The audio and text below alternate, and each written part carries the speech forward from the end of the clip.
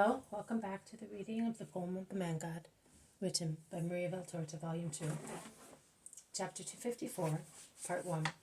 Goodbye to Mary of Magdala, to Martha, and to Syntyche. 17th August 1945. And they are once again on their way, going eastwards, towards the country. The apostles and the two disciples are now with Mary Clopas and Susanna, a few yards behind Jesus, who is with his mother and the two sisters of Lazarus. Jesus is engrossed in talking. The apostles instead are silent. They look tired or disheartened. Their attention is not even attracted by the beauty of the country, which is really wonderful, with gentle undulations across the plain, like many green pillows under the feet of a giant king, and its tiny hills spread here and there, preluding the mountain chains of Mount Carmel and Samaria. Both the plain, which is the dominating part of the country, and the small decorated hills and undulated ground are completely covered with blooming flowers and full of ripening fruit. It must be a well-watered place, notwithstanding its position and the season, because it is too flourishing to be lacking in water. I now understand why the plain of Saran is so often mentioned enthusiastically in the Holy Scriptures. But that enthusiasm is not shared by the apostles, who look somewhat sulky, the only ones to look so in this splendid day and in this charming country. The consular road, which is well kept, cuts across the most fertile land like a white ribbon, and in the early morning one frequently meets farmers laden with victuals and travelers going to Caesarea. One of the farmers, leading a line of donkeys laden with sacks, who catches up with the apostles and compels them to step aside to make room for the Assassine caravan, asks arrogantly, "Is the Kishan here?" "Farther back," replies Thomas dryly, and mutters between his teeth, "You lout." "He is a Samaritan, and that's enough," replies Philip. They become silent again. After a few yards, as if he were concluding an internal speech, Peter says, "For what it was it worth going all that road?" "Of course. Why did we go to Caesarea if he did not say even one word? I thought he intended working some wonderful miracle to convince the Romans. Instead," says James of Zebedee, "he exposed us to ridicule, that's all," comments Thomas. The Iscariot aggravates the situation, saying, "And he made us suffer." But he likes to be insulted, and he thinks we like that as well. In actual fact, it was Mary of Theophilus who suffered in this case, remarks the zealot calmly. Mary. Has Mary become the center of the universe? She is the only one who suffers, the only heroine, the only one to be perfected. If I had known, I would have become a robber and a killer in order to be the object of so much care, bursts out the Iscariot.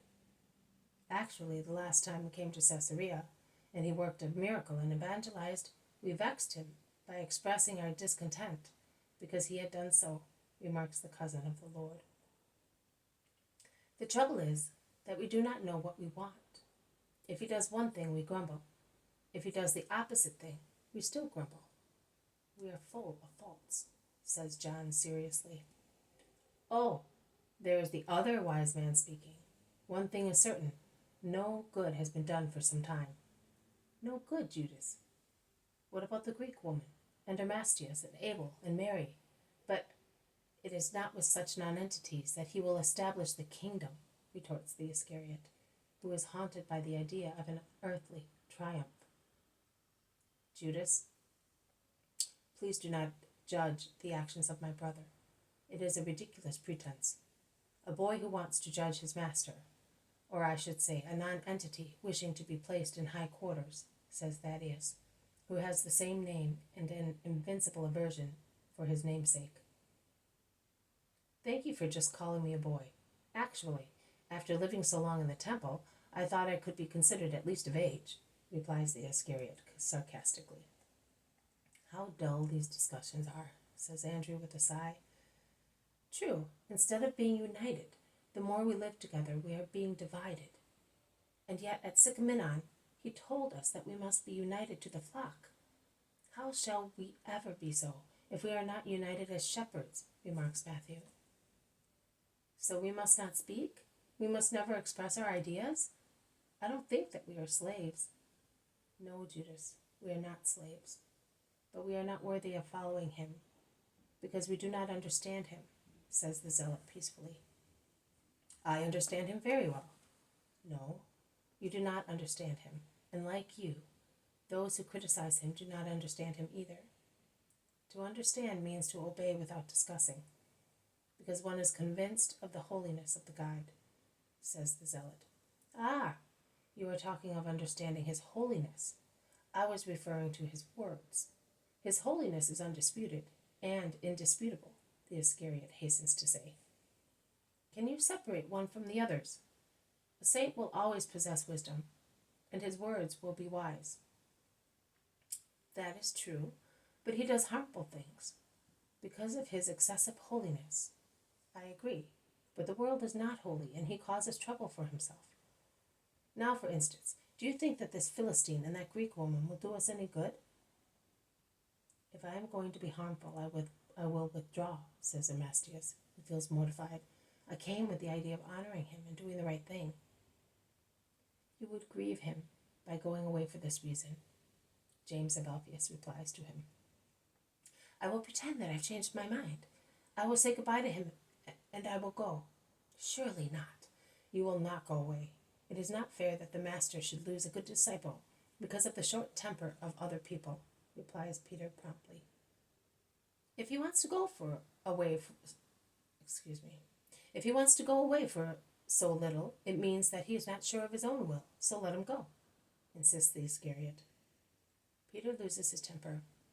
I promised him when he gave me Mergium that I would become paternal to everybody, and I am sorry to break my promise, but you forced me to.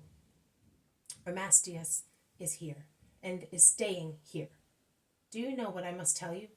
That you are the one who upsets the will of other people and makes them feel uncertain. You are the one who causes separations and disorder. That is what you are. Shame on you. What are you? The protector of... Yes, you are quite right. I know what you mean. I am the protector of the veiled woman, of John of Endor, of Amastius, of the slave, of anyone else who has been found by Jesus and is not one of those splendid ostentatious examples of the temple, who are formed with the sacred mortar and cobwebs of the temple, the wicks scented with the dregs of the lamps of the temple. Those like you, in other words, to make the parable clearer, because if the temple is much, unless I become a fool, the master is much more than the temple, and you are lacking. He shouts so loud that the master stops and turns round and is about to walk back, leaving the women. He is heard. He will be sorrowful, says the Apostle John. No, master, don't come. We were discussing to kill the boredom of the journey, says Thomas promptly. But Jesus remains still so that they can reach him. What were you discussing? Must I tell you once again that the women disciples surpass you? His kind reproach touches their hearts. They become silent and lower their heads. My friends, do not be the cause of scandal to those who are being born to the light just now. Do you not know that an imperfection of yours is more harmful to the redemption of a heathen or a sinner than all the errors of paganism?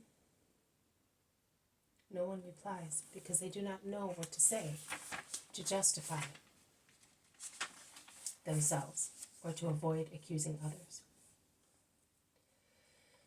This has been a reading from the poem of the Man God, written by Maria Valtorta, Volume 2. Chapter 254, Part 1. Goodbye to Mary of Magdala, to Martha, and to Syntyche. Thank you for listening. I will see you tomorrow. May God bless you, and may peace be with you.